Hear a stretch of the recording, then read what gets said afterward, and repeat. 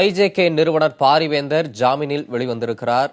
தற்போது எந்த அடிப்படையில் அவருக்கு பிணை வழங்கப்பட்டது என்பது குறித்து பார்க்கலாம். எஸ்ஆர்எம் பல்கலைக்கழகத்தில் சேர மாணவர்கள் பணம் கொடுத்ததாக கூறப்படும் கல்வி ஆண்டுகளில் மாணவர் சேர்க்கையே நடைபெறவில்லை என்று பாரிவேந்தர் தரப்பில் விளக்கம் அளிக்கப்பட்டது.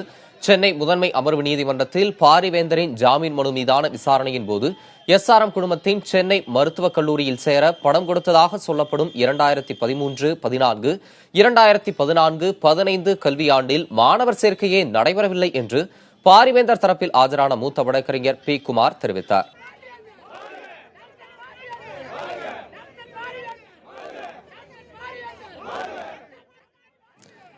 தற்போது இது தொடர்பான விவரங்களை நமது தலைமை செய்தியாளர் மகாலிங்கத்திடம் கேட்கலாம். மகாலிங்கம், தற்போது பாரிவேந்தர் ஜாமீனில் வெளிவந்திருக்கிறார். இதனைத் தொடர்ந்து இந்த வழக்கோட அடுத்த கட்ட விசாரணை எப்படி இருக்கும்?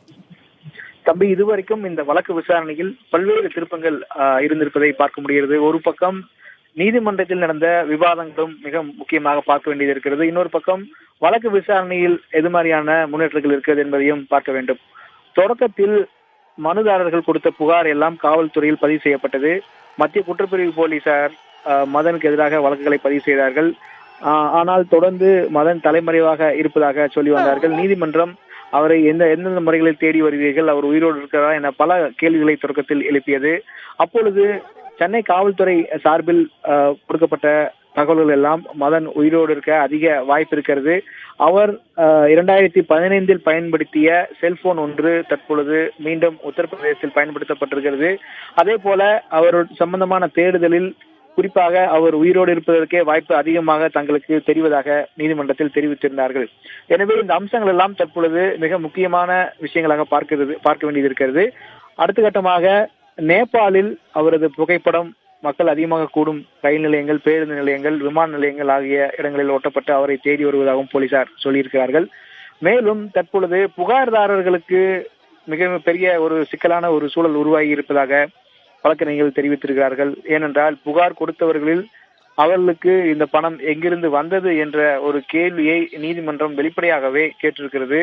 எனவே அது சம்பந்தமான விசாரணை என்பது இருக்கக்கூடும் அடுத்த கட்டமாக என்றும் காவல்துறை தரப்பில் சொல்லப்பட்டிருக்கிறது.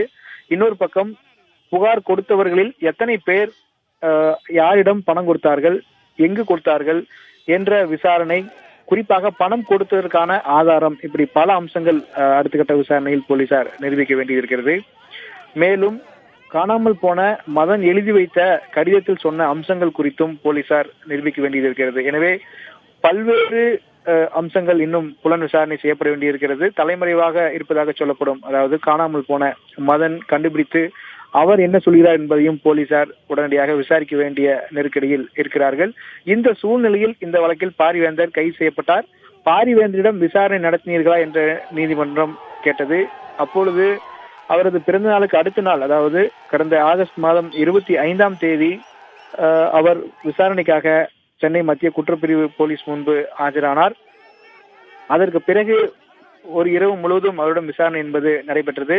அடுத்த நாள் ஆகஸ்ட் மாதம் 26ஆம் தேதி மதியம் 12 மணி வாக்கில் அவர் கைது செய்யப்பட்டார் என்ற தகவல் காவல்துறை தெரிவித்தது. அதற்கு பிறகு தொடர்ந்து நீதிமன்றத்தில் அவருக்கான பிணைக்கான வழக்குகள் நடந்தன. தற்பொழுது நீதிபதிகள் முன்வைத்திருக்கும் முக்கியமான கேள்வி, அதாவது சென்னை உயர்நீதிமன்ற வளாகத்தில் இருக்கும் செஷன்ஸ் நீதிமன்றம் முன்வைத்திருக்கும் முக்கியமான கேள்விகளுக்கெல்லாம் காவல்துறை பதில் தேட வேண்டிய ஒரு நிலையில் இருக்கிறது என்பதை பார்க்க முடிகிறது. இந்திய ஜனநாயக கட்சி நிறுவன தலைவர் பாரிவேந்தர் ஜாமீனில் விடுவிக்கப்பட்டிருக்கிறார். அதனைத் தொடர்ந்து இந்த வழக்கின் பின்னணி, அடுத்த கட்ட நகர்வு குறித்து நமது தலைமை செய்தியாளர் மகாலிங்கத்திடம் பேசி வருகிறோம். தொடர்ந்து பேசலாம். மகாலிங்கம், இடைவேளைக்கு முன்பாக இந்த வழக்கோட அடுத்த கட்ட நகர்வு எப்படி இருக்கும் அப்படின்னு சொல்லிட்டு இருந்தீங்க. அதுக்கடுத்து நம்ம ஒரு சிறிய இடைவேளை எடுத்துக்கிட்டோம்.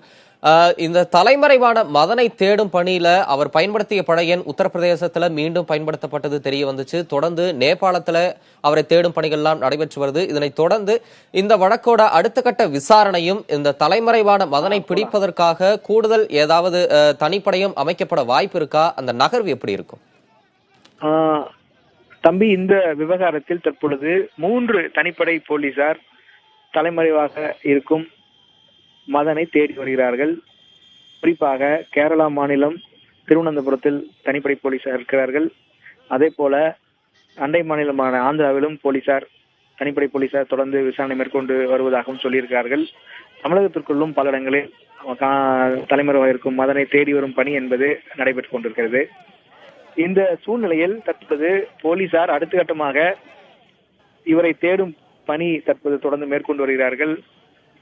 அதில் அவர் தொடர்ந்து யாரெல்லாம் பேசிக் கொண்டிருக்கிறார், எது மாதிரியான இடத்தில் தங்கி இருக்கிறார் என்ற கோணத்தில் விசாரணை மேற்கொண்டு வருகிறார்கள். குறிப்பாக இது குறித்து போலீசார் தெரிவித்த கருத்துக்கள் என்னவென்றால், தலைமறைவாக, அதாவது மதன் மற்றும் அவரது கூட்டாளிகள் ஒரே இடத்தில் தலைமறைவாக இருக்க வாய்ப்பு இருப்பதாக போலீசார் கருதுகிறார்கள். அந்த கோணத்தில் தொடர்ந்து விசாரணை என்பது நடைபெற்றுக் கொண்டிருப்பதையும் பார்க்க முடிகிறது. மதனிடம் பணம் கொடுத்தவர்கள் எது மாதிரியான ஆதாரத்தை கொடுத்திருக்கிறார்கள், எங்கு கொடுத்தார்கள் என்ற விஷயத்தையும் தொடர்ந்து விசாரணை கொண்டிருக்கிறார்கள். இந்த சூழ்நிலையில் நேற்று சென்னை செஷன்ஸ் நீதிமன்றம் சொன்ன விஷயத்தையும் தற்பொழுது போலீசார் சேர்த்து விசாரிக்க இருப்பதாகவும் சொல்லப்பட்டிருக்கிறது. குறிப்பாக வருமான வரித்துறை அதிகாரிகள் வழியாக இந்த பணத்தை மதனிடம் கொடுத்ததாக சொல்லும் நபர்களுக்கு இந்த பணம் எங்கிருந்து வந்தது, அதனுடைய மூலம் என்ன என்பது குறித்தும் விசாரணை நடத்த வேண்டும் என்று நீதிபதிகள் சொல்லியிருக்கிறார்கள். எனவே அந்த அம்சத்தையும் கருத்தில் கொண்டு விசாரணை என்பது இருக்கும் என எதிர்பார்க்கப்படுகிறது. இன்னொரு பக்கம் அவர்கள் கொடுத்ததற்கான ஆதாரங்கள் என்ன, எது மாதிரியான குற்ற முகாந்திரம் இருக்கிறது என்ற கோணத்திலும் விசாரணை நடத்த வேண்டும் என்றும் சொல்லியிருக்கிறார்கள். எனவே தற்போது புகார்தாரர்களையும் விசாரித்து அடுத்த கட்டமாக அந்த பணத்திற்கான மூலம் என்ன என்பது குறித்தும் விசாரணை நடத்த வேண்டியது போலீசார் விசாரணை நடத்த வேண்டும் என்று நீதிபதி வெளிப்படையாகவே தெரிவித்திருந்தார். எனவே அந்த அம்சம் குறித்தும் விசாரணை செல்லும் என எதிர்பார்க்கப்படுகிறது. எனவே ஒரு பக்கம் காணாமல் போன அல்லது தலைமறைவாக இருக்கக்கூடிய மதனை தேடும் பணி, இன்னொரு பக்கம் தற்பொழுது புகார்தாரர்களுக்காக இவ்வளவு, அதாவது 20 லட்சம் 30 லட்சம் என பண ரொக்கமாக கொடுத்ததற்குடைய மூலம் என்ன என்பது குறித்தும் விசாரணைக்கு வேண்டும் என 2 அம்சங்கள் இருக்கக்கூடும் என பார்க்கப்படுகிறது. தம்பி மகாலிங்கம், தற்போது ஐஜேகே நிறுவனர் பாரிவேந்தர் ஜாமீனில் விடுவிக்கப்பட்ட பிறகு தற்போது அவர் எங்க சென்றிருக்கிறார், அவருடைய அடுத்த கட்ட நிகழ்ச்சி நிரல்கள் என்ன? தம்பி தற்பொழுது அவர் தனது இல்லத்திற்கு சென்றிருப்பதாக உடனிருக்கும் வழக்கறிஞர்கள் தெரிவித்திருக்கிறார்கள். குறிப்பாக அவர் தனது பிறந்த நாளான ஆகஸ்ட் 24ஆம் தேதிக்கு பிறகு, அதாவது 25ஆம் தேதி காவல் மத்திய குற்றப்பிரிவு போலீசார் முன்பு நேரில் ஆஜரானார். அவரிடம் ஒரு நாள் முழுவதும் விசாரணை என்பது நடைபெற்றது. ஆகஸ்ட் 26ஆம் தேதி கைது செய்யப்பட்டார். அதற்கு பிறகு அவரது வயது காரணமாகவும் உடல்நிலை காரணமாகவும் மிகவும் சோர்ந்திருந்தார் என்று அவருடன் இருக்கும் வழக்கறிஞர்கள் தெரிவித்தார்கள். குறிப்பாக கைதுக்கு முன்பு, ஒரு வாரத்திற்கு முன்புதான் அவருக்கு ஆஞ்சியோகிராம் என்று சொல்லப்படக்கூடிய இருதயம் சம்பந்தப்பட்ட சிகிச்சை என்பது கொடுக்கப்பட்டதாகவும் வழக்கறிஞர்கள் நீதிமன்றத்தில் தெரிவித்திருந்தார்கள். இந்த அம்சங்கள் எல்லாம் கருத்தில் கொண்டுதான் நீதிபதி பிணை வழங்கியிருக்கிறார் என்று சொல்லப்பட்டிருக்கிறது. எனவே இந்த அம்சங்கள் எல்லாம் கருத்தில் கொண்டு பிணை என்பது வழங்கப்பட்டிருக்கிறது. அதற்கு பிறகு அவர் நாளை காலையில் விசாரணை அதிகாரியின் முன்பு நேரில் ஆஜராக வேண்டிய கடமையும் இருக்கிறது நீதிமன்றத்தினுடைய கட்டுப்பாட்டின் அடிப்படையில். எனவே இந்த அம்சங்கள் எல்லாம் அவர் பின்பற்றி தொடர்ந்து விசாரணைக்கு ஒத்துழைப்பு கொடுப்பார் என எதிர்பார்க்கப்படுகிறது. ஐஜேகே நிறுவன தலைவர் பாரிவேந்தர் ஜாமீனில் விடுவிக்கப்பட்டிருக்கிறார். அதனைத் தொடர்ந்து இந்த வழக்கின் பின்னணி, அடுத்த கட்ட நகர்வுகள் குறித்த உங்களுடைய விரிவான தகவல்களுக்கு நன்றி மகாலிங்கம்.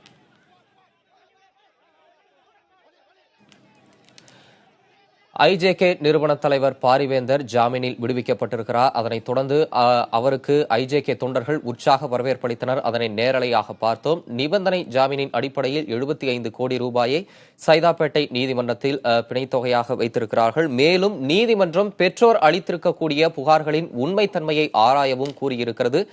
இது தொடர்பான செய்திகளை விரிவாக பார்த்தோம். அண்மைச் செய்திகளுக்கு தொடர்ந்து இணைந்திருங்கள் புதிய தலைமுறையுடன்.